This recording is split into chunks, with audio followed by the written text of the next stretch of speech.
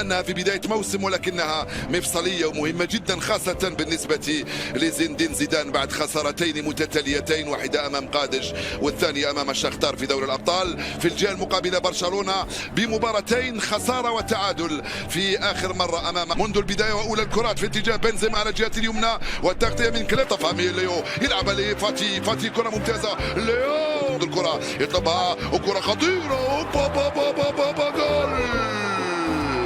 أول أهداف المباراة من فيدريكو فالفيردي هنالك في الكامب نو. اللعبة ولا أروع ما يكون، التوغل ثم التمرير ثم التسديد فالتسجيل وأول هدف. الكرة لبنزيما راقبها رجعت له فينيسيو جونيور رائعة.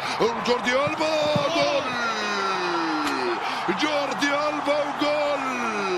اللعبة ولا أروع بين ميسي وجوردي وفاتي. يا سلام على هذه اللعبة، كان يكررها كل مرة ميسي مع جوردي ألبا. انفرد خلف مدافعي الريال من حجم أليجري وبوتشيتينو قد يكون في المباراة. ميسي يستند على كوتينيو، دخل ميسي كوتينيو ميسي المراوغة، الكرة البينية دي يونغ كرة من كوتينيو، من هنالك كوتينيو دي يونغ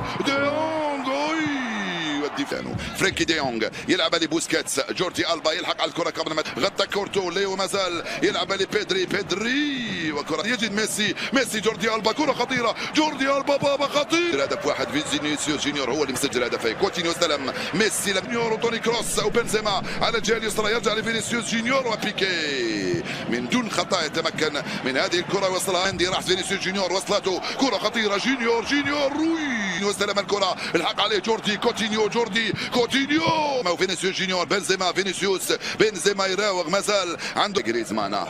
بيدري اساسي وجريزمان في كرسي الاحتياط، حمله كبيره جدا في وسائل الاعلام الكتالونيه والاسبانيه. ارجع لجوردي ألبا يلعب ارضيه لليو فاتي مدخل بنزيما بنزيما يراوغ ضيعتها ميسي اختفى ازرقها وهرب، راح ميسي وبين احضان الحارس جيبو كورتوا. الصراع سيكون بين ميسي وراموس. كاد ياتي الهدف الثاني من خطئه في هذه اللقطه. ليو ساقط يا سيد الحكم ويوقف اللعب ميسي مسات الكره عند ليو وتشيبو وراحت مباشره لميسي. في المراوغه ميسي مر وفي خطا يا سيد الحكم. نعم هنا على ليو ميسي. جاء توني كروس لصالح الريال، ضاعت. يا سلام، وصلت لكوتينيو استلم الكره كوتينيو مع فاتي، ميسي هرب ميسي وخروج تيبو كورتوا. بعد هذه من ميسي كرة ولا اروع ثم توني كروس. مندي دخل في العمق، فينيسيوس جونيور دخل المراوغه بيدري بينيه هيله ممتازه، ديس دخل كرة عرضيه ثانيه، راح ناتشو يلعب عليه اسينسيو تماما لفرانكي دي يونغ على الجهه اليسرى، دي يونغ وكوتينيو وكذا مع مندي، دخل فينيسيوس خطيره ارضيه وديست في التغطيه يتمكن من هذه الكره، مازال يلعب لبنزيما استلمها خلاها كازيميرو مرة ثانية جوردي ألبا بينية كوتينيو جوردي ألبا في الوسط ليو يبحث عن فاتي، وجد من هنالك فاتي فينيسيوس راح فينيسيوس وديست في التغطية الرائع. كوتينيو هيلة خطيرة جوردي ألبا من زمان وهي الكرة عند الريال، التوزيع في القائمة الثانية ولكن بعيد، خطيرة لديست بيدري لفيرلون مندي القائمة الثاني. ميسي على الجهة اليسرى، ميسي في المراوغة، ميسي مازال ميسي يرفعها في القائمة الأول، راموس بالرأس وكرته تروح مباشرة ضربة مرمى لصالح يسجل في الكلاسيكو. كازيميرو عنده الكرة الآن والتسديدة، بيدري حاول يمر، ذكرنا بيدري يلعبها بينية رجعت له والحكم يقول ليس هناك خطأ ثنائية. فاتي مازال فاتي لا قوية أرضية من فاتي 150. فاتي استلمها على الجهة اليمنى، فاتي ضاعت. كوتينيو يلعبها جهه اليسرى. جوردي ألبا دخل متسلل ام لا. جوردي ألبا نقول السيطره كاتالانيه لحد الان. هيله ممتازه. ديست في المراوغه. شوف فين يطلبها والتغطيه الدفاعيه. الحكم يقول لمسه يد. عرضيه فينيسيوس جونيور لبنزيما. بنزيما في تنفيذ المخالفه خطيره. لا لا الدفاع يتدخل من امام راموس. طبعا اختلطت قد تقدير حكم المباراه. ممكن يصفرها وممكن لا يصفرها ويخيل اللعب. وفي كلتا الحالتين يجب ان نحترم قرار الحكم. ماذا سيضيع راموس؟ راموس ويسجل جول. راموس يسجل الهدف الثاني لصالح ريال مدريد عند الدقيقة 18 من عمر هذا الشوط الثاني والمباراة. في وقت كان البارسا هو المستحوذ. كان راموس بالراس. بنزيما مع فينيسيوس جونيور. بنزيما فينيسيوس. تظهر الكرة. كوتينيو يلعبها مع توني كروس. بيدري فاتي والكتس في الخلف تماما ناحية فرانكي دي يونغ يلعبها لكوتينيو. عليه جوردي ألبا فتح له الطريق. وصلته جوردي ألبا. فينيسيوس جونيور فينيسيوس دافع وانا داير. الكرة بعيدة خطيرة. ميسي لحد الان. كوتينيو استلمها. كوتينيو من الوسط يحاول لمار. توني كروس يتفوق. راحت على الريال. يصير المهمة صعبة على البارسا. التغطية من اسينسيو. الرواق الايمن في وجود لوكاس ميسي.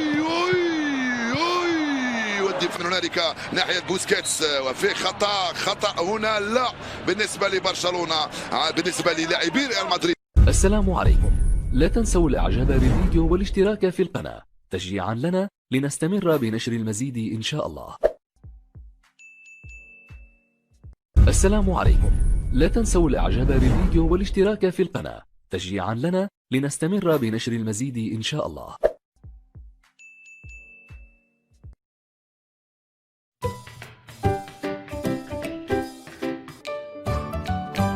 Bonjour, comment ça va? Donc bienvenue sur Français avec Pierre, encore une fois.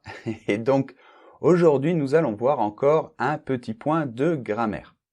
Bien, alors, dans la dernière vidéo, j'ai parlé de la transformation, notamment avec la négation de des ou du en de.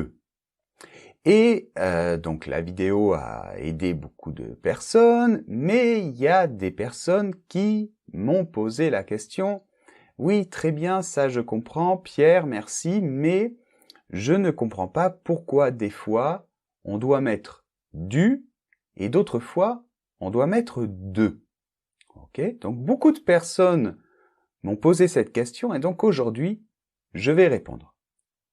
Alors la première chose que tu dois bien comprendre, c'est quelle est la fonction de de. Qu'est-ce que c'est de, D-E. Et qu'est-ce que c'est du, D-U. Bien. Alors, de, c'est une préposition. Donc, une préposition, c'est un mot grammatical important.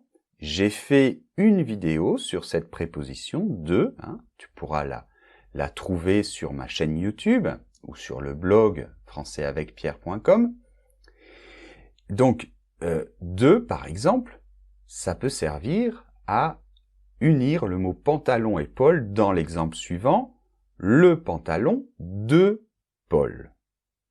Donc la préposition va servir à introduire le mot Paul et va servir à créer une relation logique entre pantalon et Paul ici.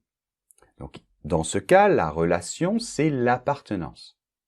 Donc le pantalon de Paul. Un autre exemple, parce que la préposition de est utilisée dans de nombreux cas, on peut dire par exemple je viens ou je reviens de Paris. Dans ce cas-là aussi, on utilise la préposition de. Ok. Alors, du, maintenant. Du, qu'est-ce que c'est? Eh bien, du, en fait, c'est la contraction de deux choses. La préposition de et l'article le. L'article défini, masculin, singulier, le. Donc, de le, ça n'existe pas en français. Tu ne le verras jamais. Parce que c'est du. Ça se contracte et ça fait du. Ok? Bien. Donc, si on a la préposition de et juste après, on doit avoir l'article le, alors, paf, on transforme du. Ok? Donc, voyons. Par exemple, j'ai dit je viens ou je reviens de Paris. Donc, pourquoi là de Paris? Parce que il